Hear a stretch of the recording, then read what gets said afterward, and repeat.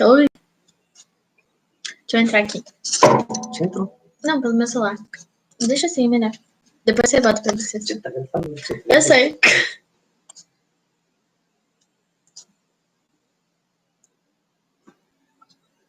Não tem ninguém.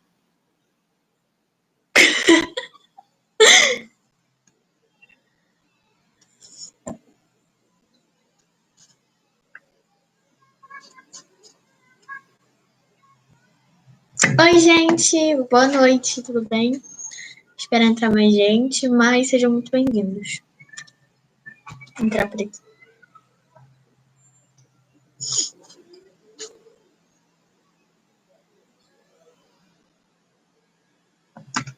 Boa noite, Helena Rodrigues. Enfim, já vou começar aqui e depois eu falo de novo para quem me chegando depois. Boa noite. Enfim.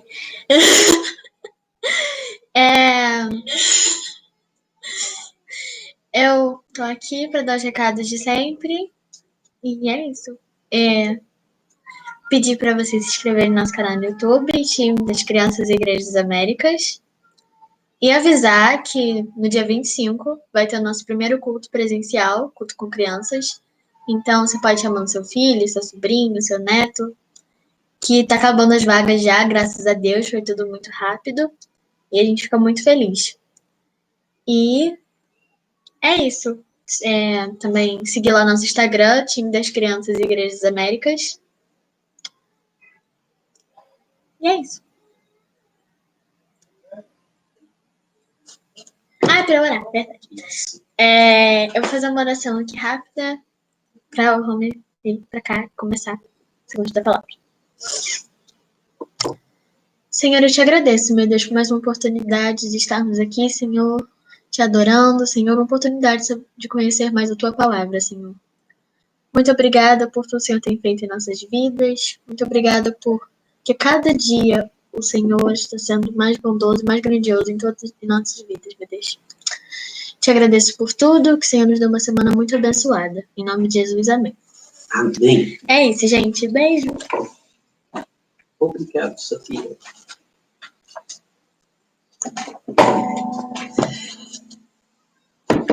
Olá, pessoal. Hoje nós tivemos uma abertura especial com a Sofia, né? Alguns estavam falando que estavam com saudade dela, ela está aí de novo, né? Então nós vamos, divulguem que estamos de volta, passem para os colegas. Semana passada nós tivemos uma pequena folga, eu e Cíntia vamos fazer um passeio lá pela região de Tiradentes e São João del Rei, conhecer um pouco e passamos um bom tempinho descansando e estamos de volta, animados para começar o estudo do primeiro livro de Samuel, tá certo? Então nós vamos cantar, já oramos e tudo. Hoje eu vou relembrar um cântico antigo. Aliás, toda vez que eu vou cantar, todo mundo já fala assim, é um cântico antigo, claro, né? Mas um que expressa de uma forma intensa a preciosidade de estarmos juntos, né?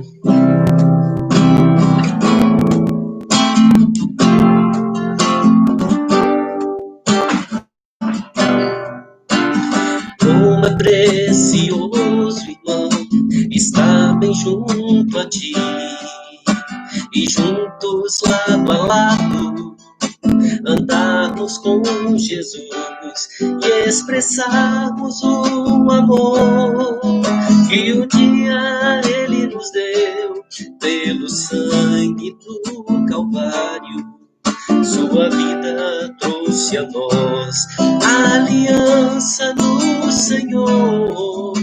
Eu tenho com você, não existem mais barreiras em meu ser. Eu sou livre para te amar, para te aceitar e para te pedir, perdoa-me, irmã. Eu sou com você, no amor do nosso Pai, somos um no amor de Jesus. Eu sou um com você, no amor do nosso Pai, somos um no amor de Jesus.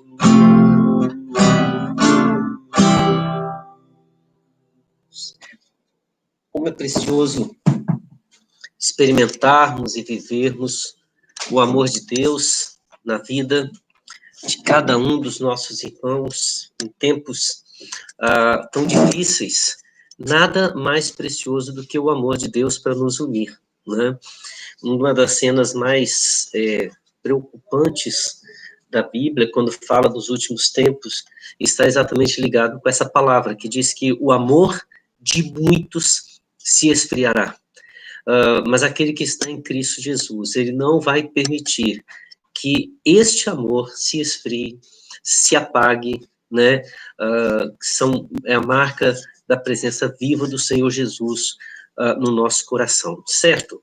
Nós estamos aí já no início dessa nova etapa, concluímos na penúltima semana, né? Já que na semana passada não tivemos a nossa Segundas da Palavra, nós concluímos o livro de Ruth, e eu tenho certeza que a gente viu a preciosidade daquele livro, poucos capítulos, mas uma história profunda de amor, uma história profunda de companheirismo, uma história profunda de fidelidade, e tudo isso no tempo dos juízes, né? Quando nós olhamos o livro de Juízes, quando nós olhamos a história, percebemos o quanto a sociedade estava degradada, a sociedade estava longe do Senhor, o sacerdócio corrompido, as lideranças políticas corrompidas, os príncipes sumiram, e a gente olha toda essa situação e a gente pensa, será que há esperança? Ruth é o livro que nos faz entender que há esperança.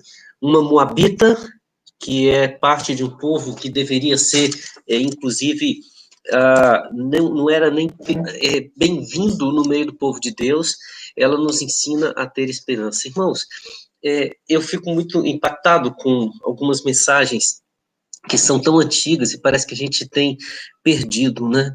O nosso compromisso como cristãos não é avaliar quem deve ou quem não deve receber o nosso amor.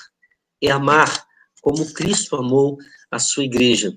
Aliás, é muito interessante isso, porque quando a gente fala especialmente na relação de casais, enfatiza-se muito o aspecto de mulheres sejam submissas ao vosso marido, né? Mas enfatiza-se pouco a expressão maridos, amai as vossas mulheres. Essa relação de amor e submissão, ela é colocada no relacionamento conjugal, mas ela é recolocada, acima de tudo, na relação entre Cristo e a sua igreja, porque ele fala que a igreja deve ser submissa a Cristo, porque ele amou a sua igreja de forma tão graciosa, tão profunda, que ele se entregou por ela. Esse é o amor do Senhor. E não se fala de uma igreja incorruptível, de uma igreja perfeita, sem mácula, né? O livro de Juízes vai mostrar que Jesus amou, que Deus amou, Jesus está no Novo Testamento, mas a gente sabe que a ligação é intensa entre a mensagem do Antigo Testamento e aquela pregada pelo Senhor Jesus. Deus amou o povo, o seu povo, e se ofereceu por este povo, sendo este povo tão corrompido e tão afastado como o do tempo dos juízes. Mas o Senhor levanta em Moabe, o Senhor levanta em Belém, o Senhor levanta um homem, né, da estatura de Boaz, mulheres como aquelas que abraçaram Noemi, né, pessoas que se preocupavam em manter a integridade e o poder do Senhor vivo naqueles tempos tão distantes da realidade do Senhor. O livro dos Juízes, ele marca o ponto de transição entre o final dos juízes e o início do reinado. O livro de Samuel vai narrar aproximadamente 100 anos de história. Ele vai pegar o finalzinho do período de Eli como um sacerdote. É interessante que ele é um sacerdote que está julgando Israel, mas o seu papel principal é o papel sacerdotal. Ele está muito mais ligado à linhagem de Arão, e ele está exercendo o juízo sobre Israel na função de sacerdote, não como aquele líder militar que a gente encontrou no livro dos Juízes, certo?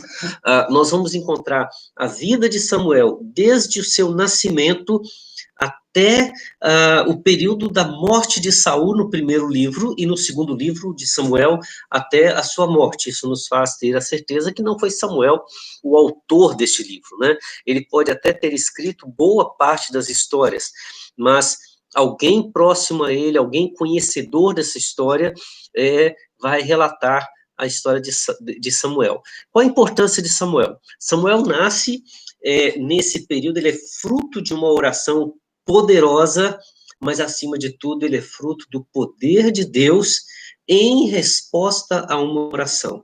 Grava essa palavra.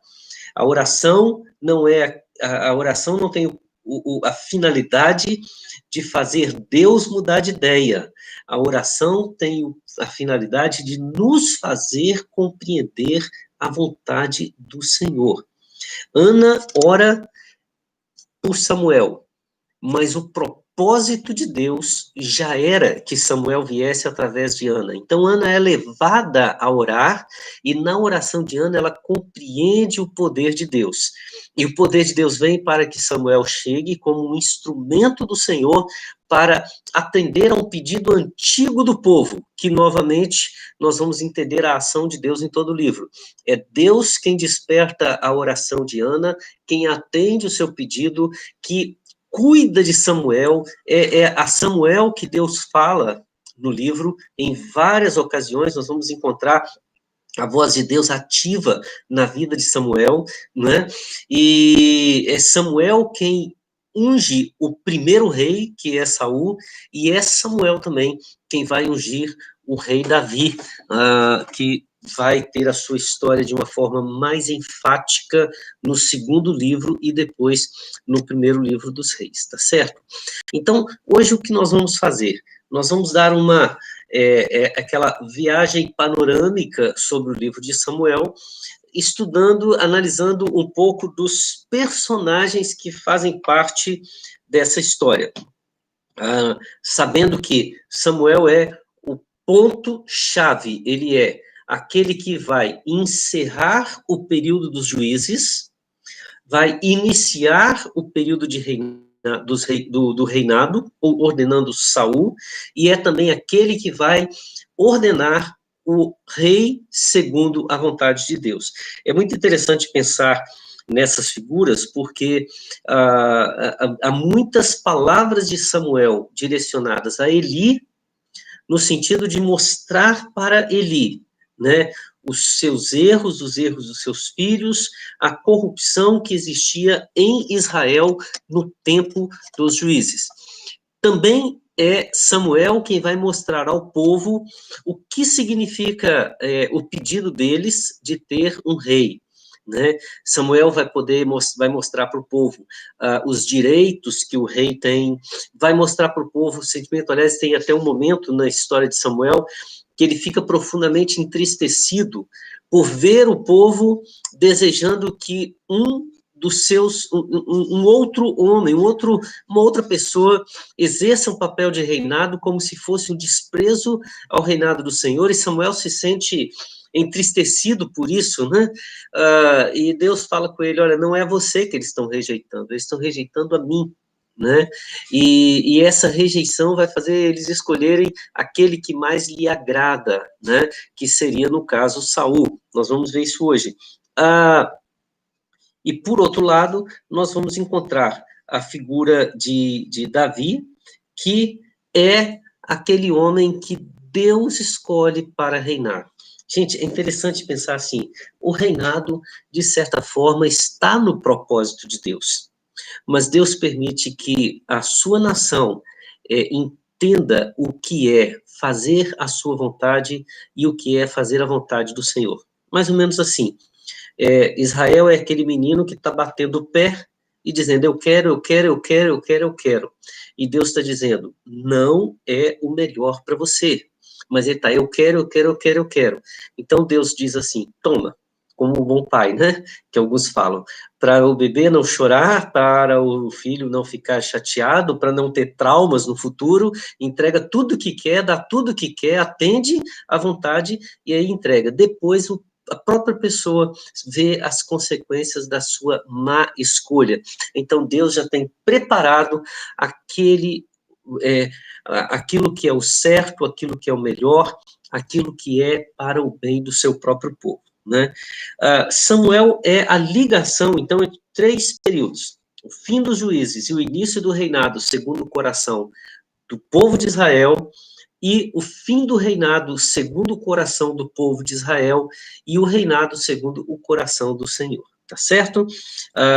E isso dentro de um período de aproximadamente 100 anos. Quais são os principais personagens dessa história? Eu separei aqui 13 nomes para a gente estudar hoje, rapidinho, tá certo? Nós vamos ler o texto e conhecer um pouco. Qual é a minha teoria? A minha teoria é que o livro de Samuel, ele está muito mais próximo de nós hoje do que nós imaginamos. Apesar de ter nomes como o sacerdote, o rei, apesar das festas, de tudo isso, nós temos características das pessoas que são características muito parecidas com a sociedade que nós vivemos hoje, tá certo? A começar com a figura de Ana. O capítulo 1, o versículo 10, fala que Ana era uma mulher amargurada, aliás, de alma amargurada. O que diz o versículo 10? Ela fez, e Ana, com amargura de alma, orou ao Senhor e chorou muito. Né? O texto está se referindo ao momento de Ana no templo. Ela vai para uma festa, o povo, as famílias desciam, né? Todo ano há uma festa em Israel, né? E essa festa, ela, no momento em que se distribuíam os alimentos, é interessante a relação. Ana recebia sempre porção dobrada em relação à concubina de Eucana. O que significa essa porção dobrada? Significa um reconhecimento público de que ela era a esposa, ela era a legítima, né? E vamos, às vezes é diferente falar, esquisito falar isso hoje, né? Ela era a esposa legítima, porque ele tinha outra. Não, naquela época era comum. Ana não podia ter filhos. Então, para que Eucana pudesse ter descendência, ele teve outra esposa, que na verdade era chamada de concubina, não tinha os direitos de esposa, mas ela tinha a legitimidade de mãe. Ela era mãe dos filhos que receberiam a herança. É interessante pensar que a herança é de Eucana e é como se fosse de Ana. Então, é como se Penina fosse uma serva de Ana para conceder ao seu marido os filhos que ela não poderia oferecer. Era muito constrangedor para uma mulher, que era avaliada, né, na época, né, principalmente pela sua capacidade de oferecer herdeiros. Era assim que se dava o valor a uma mulher. E mesmo sendo os filhos de Penina, como se fossem filhos de Ana dados a Eucana, ela todos os anos sofria, porque Deus havia privado dela o privilégio de ser mãe, tá certo? Então, ela ia para a festa do Senhor, ia na casa do Senhor. Chegando lá, ela era publicamente anunciada como a esposa, a mãe, mas isso trazia para ela amargura de alma. E não somente a amargura de alma, né? Ela possuía uma concubina que aproveitava a dor dela para, vamos dizer, na nossa linguagem hoje, né, para ficar ironizando, irritando. A palavra de Deus é provocando, né? Quando nós comparamos a relação de Ana com Penina, nós vamos perceber uma mulher deprimida, amargurada, sofrida, mesmo tendo tudo, sendo provocada, ironizada, né, por uma outra que não tinha nada, mas se orgulhava de poder, digamos assim, ter o maior privilégio na sua visão. Ela possuía os filhos que Ana tanto queria. Irmãos, é claro que hoje, né, nós não temos esse tipo de relação mais. Aliás, cada vez mais tem se desenvolvido a ideia de que a maternidade já não é mais nem uma das funções principais de uma mulher, não é verdade? Cada vez o mundo tem desenvolvido menos essa pressão, mas outras pressões surgem sobre nossa vida. Muitas vezes a pressão da formação, a pressão de não conseguir alvos que outros querem, e a gente acaba não conseguindo olhar para a bênção do Senhor, porque nós não conseguimos atingir objetivos que a sociedade, que outras pessoas esperam de nós, certo? Não conseguimos olhar para dentro de nós e ver o que temos de bom, né? Não conseguimos olhar para dentro do nosso coração e entrar na casa do Senhor e dizer, sou grato, né? Sou grato por tudo que tenho. O que eu tenho? Né? Se eu sou grato por tudo que tenho e não tenho nada, eu tenho alguma coisa, né? Há pessoas que não têm quase nada e têm uma vida de gratidão. Tem outros que têm tudo e estão completamente amargurados. Irmãos, não se assustem. Pessoas que mais sofrem com amargura de alma são pessoas que muitas vezes não conseguem olhar o que tem ao seu redor e ser grato a Deus por isso. Olha, não vamos confundir amargura de alma com depressão, com alguma situação que é provocada por causa de circunstâncias da vida. Uma pessoa passa por um profundo trauma e isso traz uma angústia, uma tristeza. Gente, isso daí tem que ser tratado, tem que ser cuidado, tem que ser levado diante de Deus, mas também tem que ser acompanhado por pessoas, porque está com os seus sentimentos provocados por causa de aflições da vida, né? Uma pessoa que está numa boa situação, de repente perde tudo, naturalmente vai carregar sentimentos depressivos, de frustração, e precisa de apoio, de companheirismo, precisa encontrar alguém para poder dizer como é precioso, irmão, estar bem junto a ti, né? Agora, o caso de Ana, não. A amargura da alma é porque ela não conseguia atender a uma expectativa que os outros colocavam sobre ela.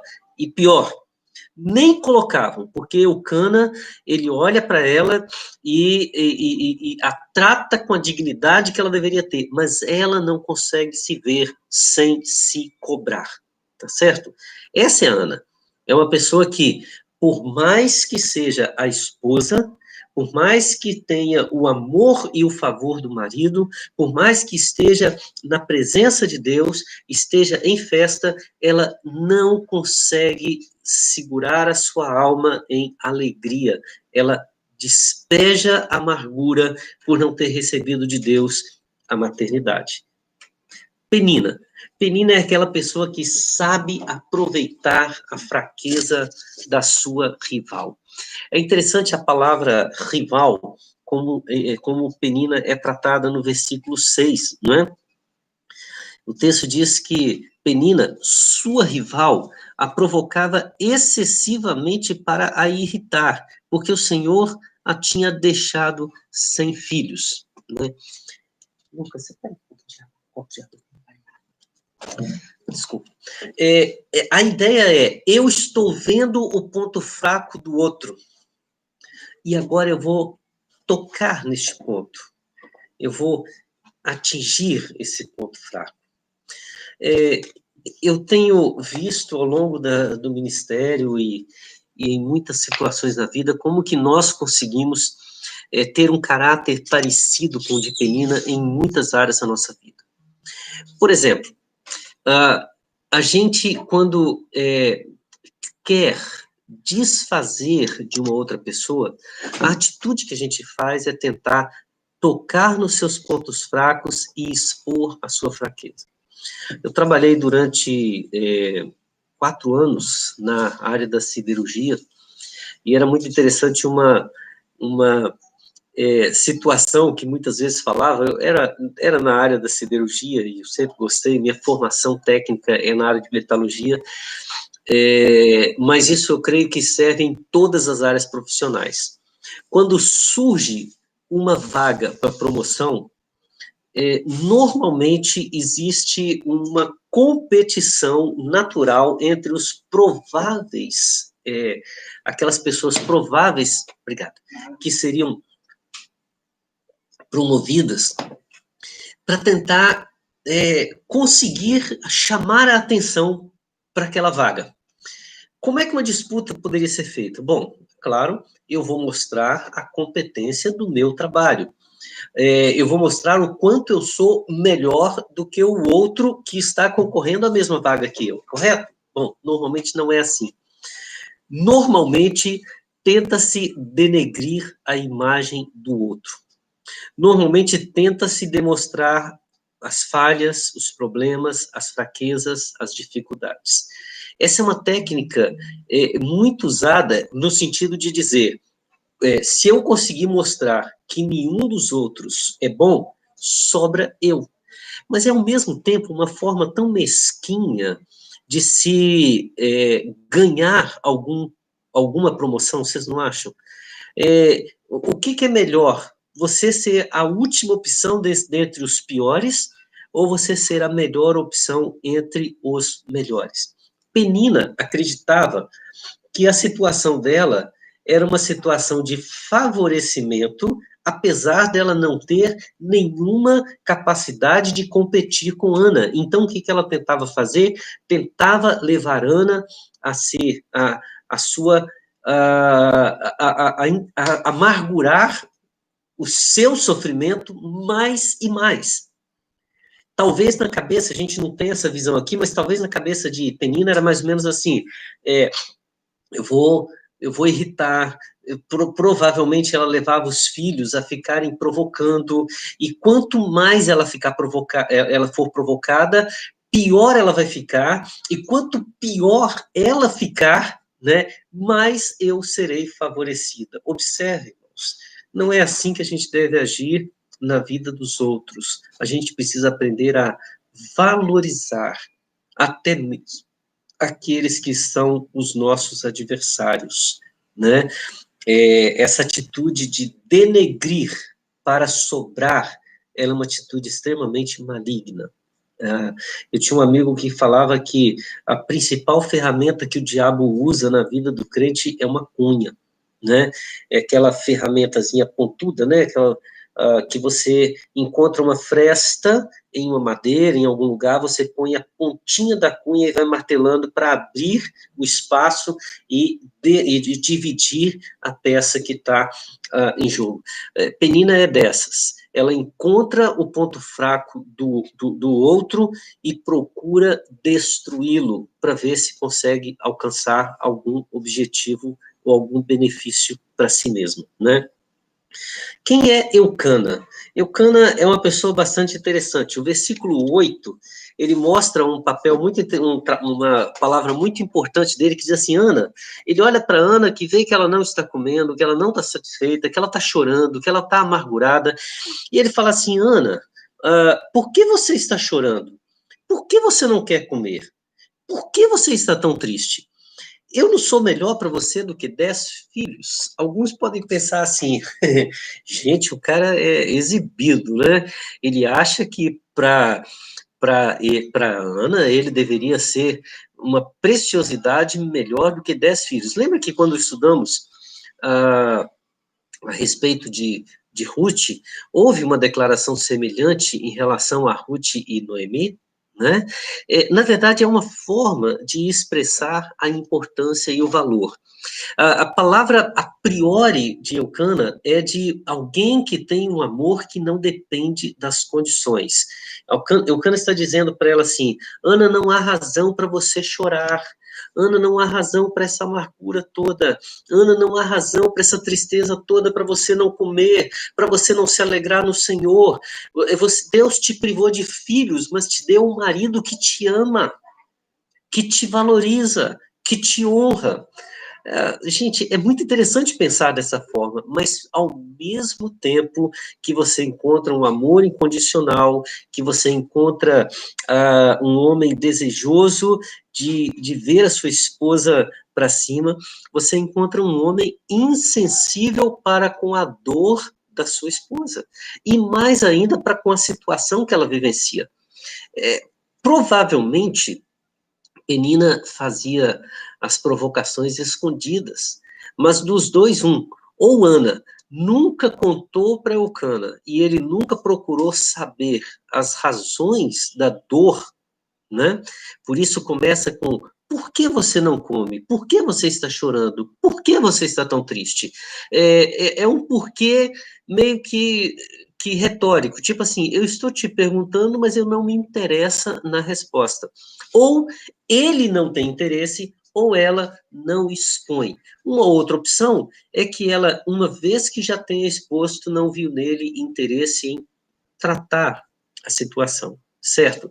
Então, nós temos uma mistura na pessoa de Eucana, como aquele homem que parece envolvido e, ao mesmo tempo, não está interessado na situação.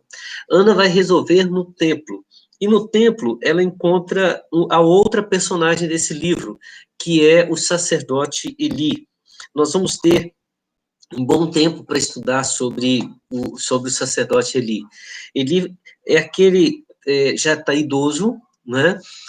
Nós vamos encontrar seus últimos momentos. Ele foi sacerdote durante muitos anos. Os seus filhos, que nós já podemos colocar aqui no versículo 12, né, do capítulo 2, vai dizer que os filhos de Eli eram homens malignos e não se importavam com o Senhor. Gente, nós estamos falando de sacerdotes. Nós vamos ver no livro um tipo de sacerdócio feito por não crentes, totalmente pessoas que não acreditavam no Senhor, mas exerciam o papel de sacerdotes.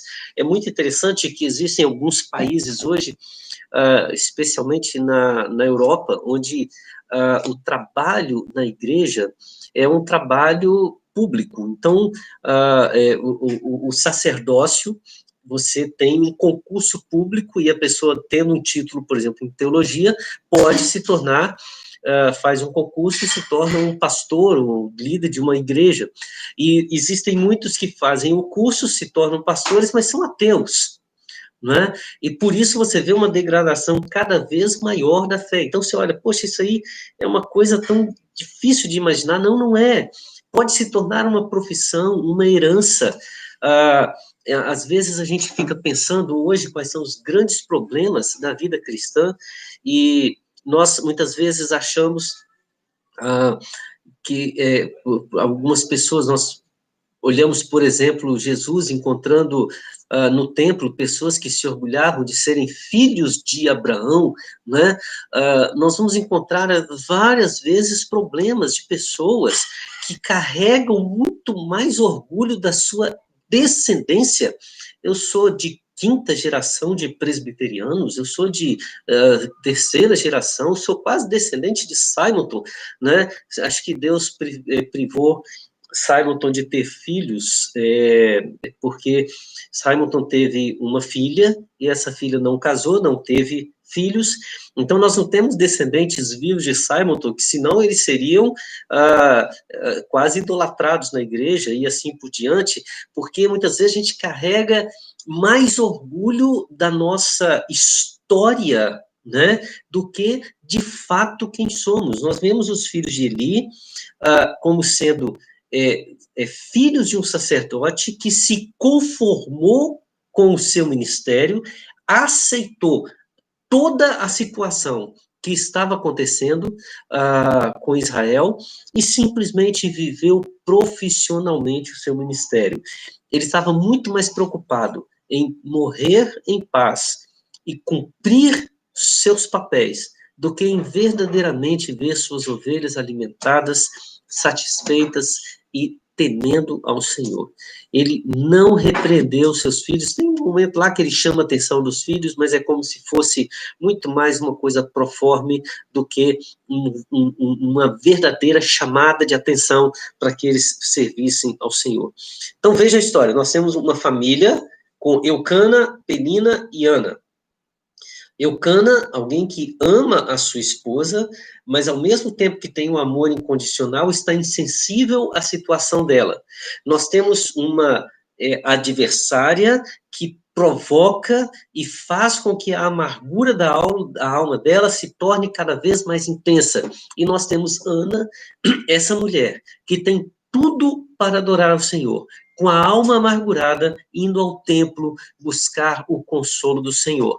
No templo, ele encontra um sacerdote muito mais preocupado em cumprir o seu papel e terminar a sua história de forma profissionalmente do que em chegar ao coração dela e falar uma palavra realmente para trazer alimento, sustento, como diz o pastor Jeremias lá na 8ª, né? Trazer sustância ao coração dela, né?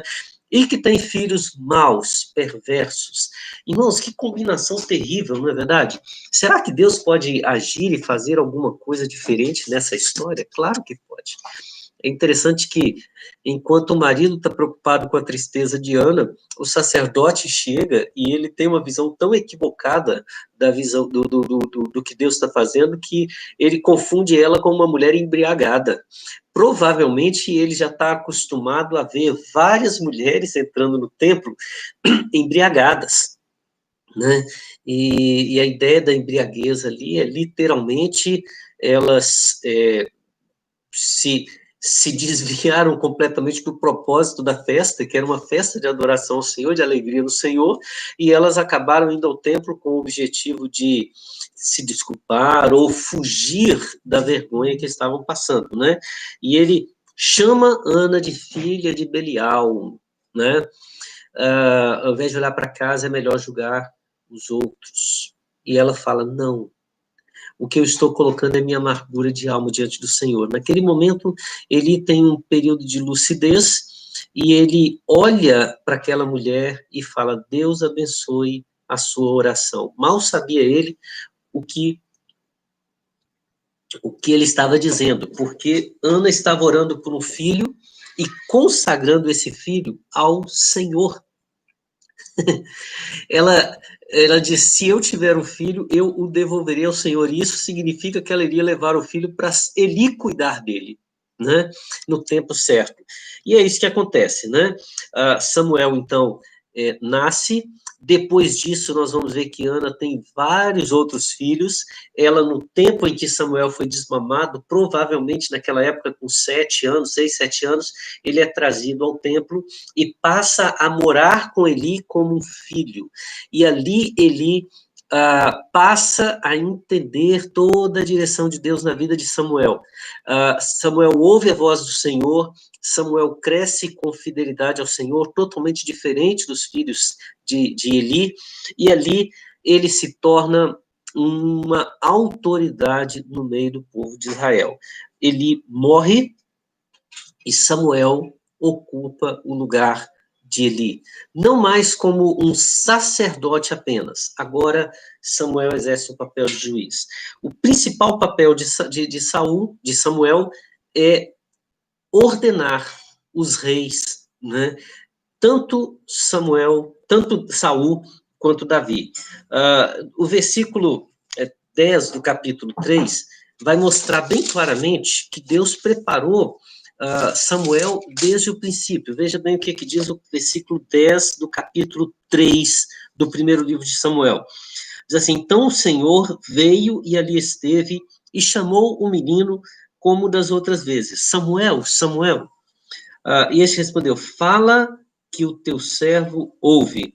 E o Senhor disse a Samuel, versículo 11, Eis que vou fazer uma coisa tal em Israel, que todos os que ouvirem ficarão com os dois ouvidos tinindo. E ele vai dizer para Samuel seu propósito, seus projetos, seus planos, mostrando assim que Deus está atento a tudo que está acontecendo no meio do seu povo. Deus está atento.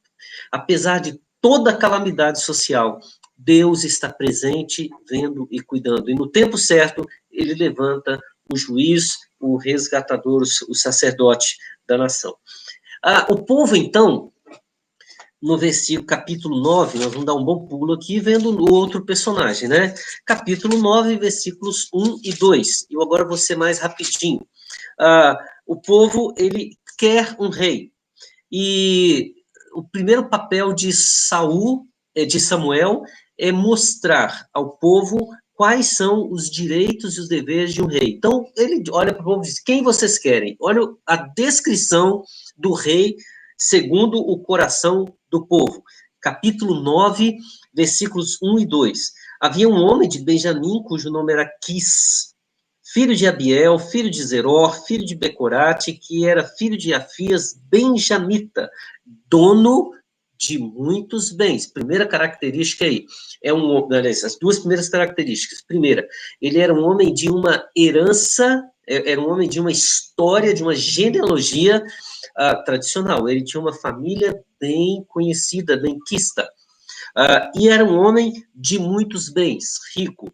Ele tinha um filho chamado Saul, moço e tão belo, que entre os filhos de Israel não havia outro mais belo que ele. Então nós temos, ele é jovem, bonito, rico, e dos ombros para cima, ele sobressaía a todo o povo, e alto. Este é o homem que deve reinar sobre nós. É um homem de uma família tradicional, rico, bonito, alto e jovem, né? Gente, por favor, tome o cuidado de não falar que, uma vez que não é isso que Deus, que essas características o povo escolheu, se você encontrar uma pessoa com esse perfil, você vai dizer o seguinte, esse não é o homem que agrada a Deus. Não tem nada a ver com isso, né? Nós vamos ver que Davi tem algumas características muito parecidas, apesar de alguns acharem que Davi era baixinho, né? Como alguns falam, Davi era pequeno em relação ao exército. Alguns dizem que a altura média de um soldado para um exército deveria ser em torno de 1,90, né, de altura. Você não poderia ser baixinho, 1,70 m, 1,75 m, talvez não tivesse ainda as condições de ser um soldado dos guerreiros de Saul. Agora, diante de Golias, que tinha quase mais de 2,5 metros de altura, ele era realmente muito pequenininho, mas Davi não era uma pessoa pequena, Davi não era feio, como alguns falam, Davi era jovem, né? Davi era de uma família tradicional, de uma família conhecida, ele era descendente de Boaz, né? Mas Davi, ele não chamava, não era aquele homem que enchia os olhos do povo. Toma cuidado, irmão, com isso. Às vezes, eu fico preocupado com os nossos dias, porque a gente quer ouvir aquelas pessoas que todo mundo diz, este é famoso. A gente quer ver aquelas pessoas que a gente diz, este fala bem. Nós somos capazes de gastar fortunas para aquilo que nos enche os olhos. E Deus está nos chamando para conhecer a vontade dele, não diante daquele que está aparente, daquele que sobressai em relação a todos os demais. Quem é o homem segundo o coração de Deus? Capítulo 16, versículos 11 e 12 do primeiro livro de Samuel. Olha o que ele diz aqui. Versículos 11 e 12. E perguntou a Jessé, esses são todos os seus filhos? Jessé respondeu, ainda falta um, o mais moço. Veja bem, tão moço quanto Saul, né? Ele está apacentando as ovelhas, trabalhando. Então Samuel disse a Jessé, mande chamá-lo, pois não sentaremos à mesa sem que ele venha.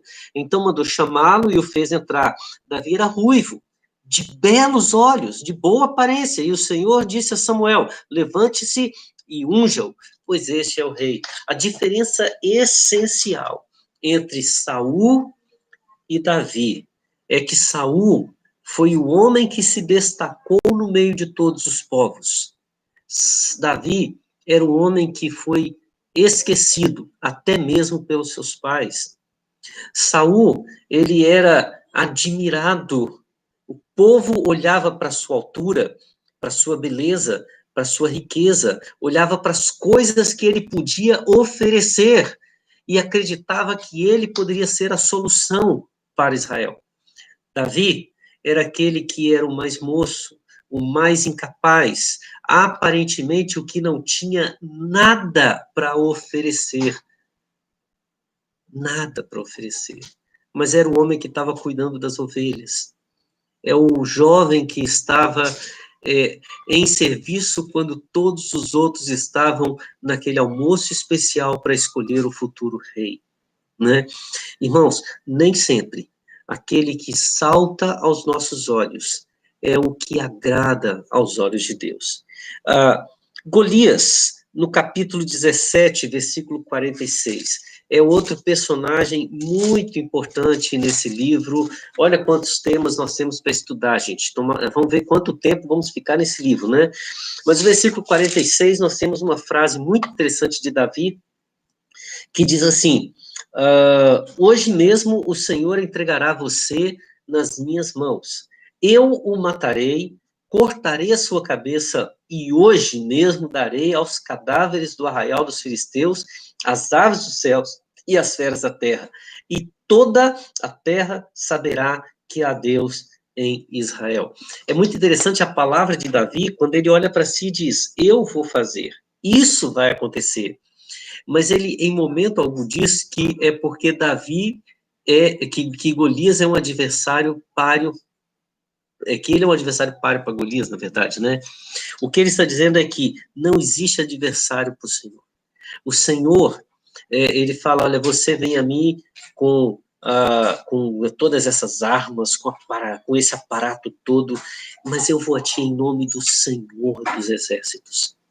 Então, o que eu vou fazer só é possível porque ele, o Senhor, é o seu adversário. Você me vence com facilidade. É como se Davi estivesse dizendo: sou adversário fácil para você, né? Um sopro seu e eu sou derrotado. Mas sabe por que eu vou te vencer? Porque você está desafiando os exércitos do Deus vivo. Golias demonstra que não há adversário para o Senhor. Outra figura muito importante nesse texto, e a gente vai precisar analisar com muito cuidado, principalmente nos nossos tempos, é a pessoa de Jonatas. Jonatas é aquela figura de ética, de sinceridade, que mostra que a verdade não escolhe partido. Jonatas é filho de Saul e amigo de Davi. Ele ama o seu pai e, inclusive, ele morre lutando ao lado do seu pai. Entretanto, ele é interessante que ele parece, em um determinado momento, se sentir confuso, porque a amizade que ele tem para com Davi percebe que Davi é uma pessoa honesta, sincera, e incapaz de fazer qualquer mal com o seu pai ou com sua família. E, ao mesmo tempo, ele olha para o seu pai e acha que seu pai ama Davi da mesma forma que ele, né? E que jamais faria mal a Davi. Entretanto, Davi diz: olha, seu pai está procurando tirar minha vida, me matar. E, num determinado momento, Jonatas fica confuso e eles fazem um teste. E Jonatas diz assim: olha, eu vou ficar do lado de quem tiver a verdade, com a verdade. E ele vê que Davi está com a verdade, e depois ele sofre a fúria do seu pai, porque ele passa a defender Davi e não deixa de ser o aliado de guerra do seu pai.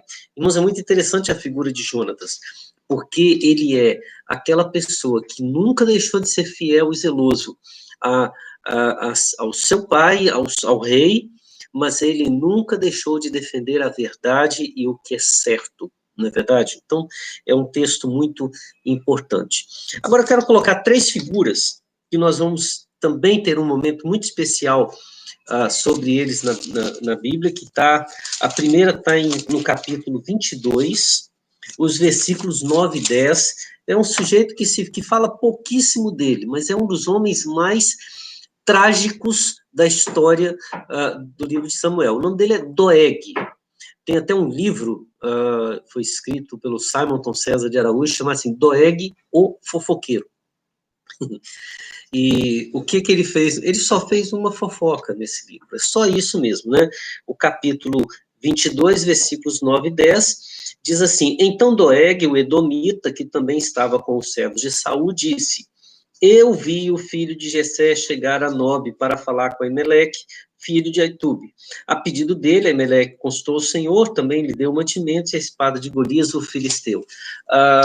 Simplesmente era um momento em que Davi foi buscar um socorro numa cidade sacerdotal, e Saul foi procurar Davi naquele local, e Doeg se antecipou e entregou todo mundo para buscar o benefício do rei. O resultado é que toda aquela cidade sacerdotal foi assassinada pelo rei Saul por terem abrigado Davi. Detalhe, o papel de um sacerdote em uma cidade sacerdotal, cidade de refúgio, né, que era uma cidade de refúgio, era defender aquele que lhe procura abrigo, era o local para os assassinos, era como se fosse um presídio voluntário.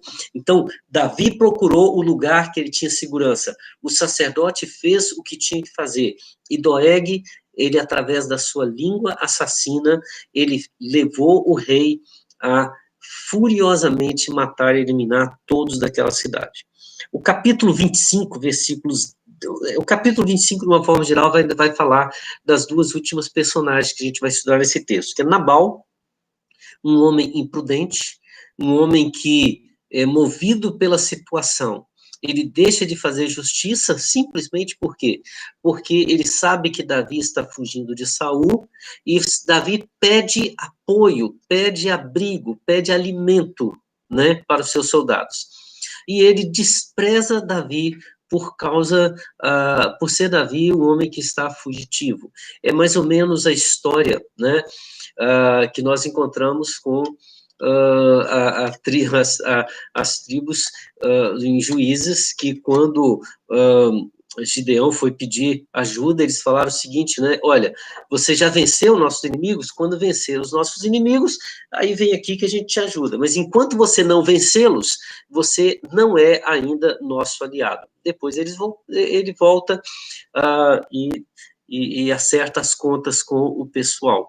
Então, Nabal foi fazer a mesma coisa, só que isso levantou a fúria de Davi, que veio para eliminar sua casa, toda a sua terra. E nós vamos encontrar aí Abigail, que é interessante que Nabal significa louco, e ela usa o nome de Nabal para se referir à atitude dele, e ela consegue aplacar a ira de Davi e evitar uma tragédia na sua casa através da sua sensatez. Então, nós temos aqui 13 personagens, né? Só recapitulando, o livro diz 1 Samuel, ele tem Ana, uma mulher de alma amargurada, Penina, uma rival provocadora, Eucana, um homem que, apesar de ter um amor incondicional, é um homem insensível, Eli, um sacerdote conformado com a situação, apenas cumprindo o que tem que fazer, os filhos de Eli, que eram sacerdotes levianos, malignos, Samuel, um homem preparado para uma missão. Qual missão? A missão de ordenar e empossar Saul, o homem segundo o coração da nação, e de ordenar Davi, o homem segundo o coração do Senhor. Que outros personagens temos? Golias, aquele que mostra que não existe adversário à altura do Senhor. Jonatas, aquele que afirma que a verdade não escolhe partido, ele, apesar da sua fidelidade, mantém-se íntegro e fiel à verdade. Doeg, aquele que com a língua mata. Nabal, um homem louco e imprudente, e Abigail, uma mulher sensata. Irmãos, que Deus nos abençoe nesse tempo de estudos, tá certo? Para que a gente possa crescer muito com os estudos dessas personagens, e enquanto hoje eu falei da personagem, a partir da semana que vem, esses personagens começam a vivenciar as histórias. E vamos ver como Deus vai usar essas pessoas para plantar o seu reino no coração de cada um, no coração do povo de Israel, tá certo? Então, deixa eu ver aqui o nosso chat. A Sofia já deu a boa noite inicial, mas aqui deixa eu dar uma boa noite, né, para Helena, a Bia, de Volta Redonda, que bênção ter aqui, né, a Geisa, a Edilza, abração, Edilza, Ana Maria, falamos tanto de Ana, né, Ana? Aí, ó, né? Hoje, o José Alberto Koster, a Eveli presente, amém, o Gutenberg conosco, Maria das Graças, Maria Rita, a Tânia, Josimar, firme aqui com, né, Eliseuda, André, boa noite, povo Itamar, abração. Josimar estava ainda agora falando sobre isso com o irmão. Pois é, olha, hoje o meu chat aqui do notebook está desativado, e o estudo estava no celular, então eu perdi os times, né? O comentário da Miriam, é muito difícil dividir nossos sentimentos, não estamos preparados. É verdade, Miriam. E enfatizando um pouco mais, né? Imagina, você está com a alma amargurada, com uma pessoa te provocando, e aqueles que poderiam ser o seu sustentáculo, o seu marido, ele olha e se mostra insensível, e o seu pastor, ele olha e te confunde com uma pessoa embriagada. Imagina o quanto de dor isso vai trazer ao coração dessa pessoa, não é verdade? Rosângela, boa noite, estivemos juntos no almoço maravilhoso em São João del Rei, né, Rosângela, Emanuel, os meninos, que bênção, né? Muito bom vocês estarem assistindo conosco. Marluce, aqui, deixa eu ver, Eliseuda, era apaixonada por Ana. Continua, Eliseuda, por favor. Ana é uma mulher de Deus, que mesmo no meio das suas angústias e das suas mágoas, ela entende que só Deus pode curá-la, e ela mostra essa gratidão. Nós vamos... o primeiro momento, Ana se mostra muito presente conosco, mas eu creio que durante o estudo nós vamos aprender a amar mais ainda a figura de Ana, né? Eucana estava insensível ao sentimento de Ana, totalmente, né? Era egoísta. Amém. Obrigado, Tânia, pela palavra sobre a aula. Eliseuda, que Deus traga luz ao nosso entendimento. Amém. Itamar, meu pai era como Davi, e era baixinho, mas com fé. Lembrando que baixinho aqui de Davi deve ser mais ou menos 1,75, 1,80, tá certo? Irmãos, começamos... Tá. Deixa eu ver aqui, que tem uma pergunta, o Lucas também falando aqui. Vai chegando aqui, Lucas. Lucas vai fazer a oração final, encerramento. Está aqui a pergunta do Gutenberg, a participação, né? O que vemos nos versículos 8 e 10 do capítulo 1 são profecias por intermédio de Ana, ao se referir ao trono da glória e da força ao seu rei, exalta o poder do seu ungido, já que não tinha rei naquele tempo, nem a profecia messiânica ainda. Com essa referência assim, poderíamos de alguma forma relacionar o ministério de Samuel como aquele que prepararia o rei, ungido do Senhor, com João Batista, que preparou a chegada do ungido do Senhor.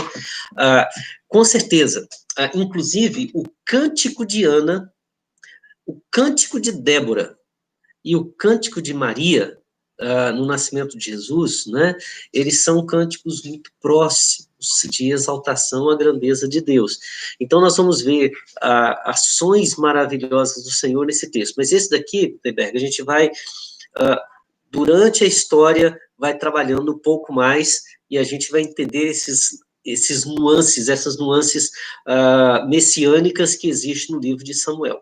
O importante para nós hoje, ao fecharmos esse estudo, é entender que aquela mulher, por mais amargurada de alma que estivesse, ela viu a grandeza do Senhor, que era um Deus presente. E o fruto de oração daquela mulher se tornou o instrumento para que a ação do Senhor se realizasse de forma plena. Aproveitando a palavra do Gutenberg aqui, é como se Samuel fosse aquela voz que clamou no deserto, anunciando o silêncio de Deus acabou, e a voz do Senhor está dizendo que o rei, segundo o coração de Deus, está chegando. Não ainda aquele rei que está segundo o coração dos homens, né? E a nós o desafio. A quem procuramos quando a nossa alma está amargurada? Né? A quem nos dirigimos quando a voz chama o nosso nome? Em quem nós confiamos quando o adversário é maior do que nós? E em quem colocamos a nossa confiança como o rei sobre as nossas vidas? Lucas. Lucas vai orar e faz o encerramento para nós aí. Beleza. Boa noite, pessoal. Vamos orar para encerrando aqui, então. Querido Deus, nosso Pai, eu quero te agradecer, meu Deus, por todas as palavras que foram citadas aqui agora, pelo reverendo Homer, que sejam palavras, Pai, que edifiquem nossa semana, que sejam palavras, Pai, que foram usadas, mas que foram enviadas pelo Senhor, Pai. Que sejam palavras, assim, que nos estimulem, Pai, a estar buscando o estudo diário da Tua palavra, Pai, para que na próxima segunda a gente esteja ainda com mais vontade de participar e de aprender mais e mais da Tua palavra, Pai. Quero te agradecer, meu Deus, por tudo. Que tenhamos uma semana abençoada, Pai. Eu te oro e te agradeço, meu Deus, em nome de Jesus. Amém. Tchau, tchau, pessoal. Tenha uma ótima semana. Até semana que vem, com a graça de Deus. Amém. Tchau, tchau.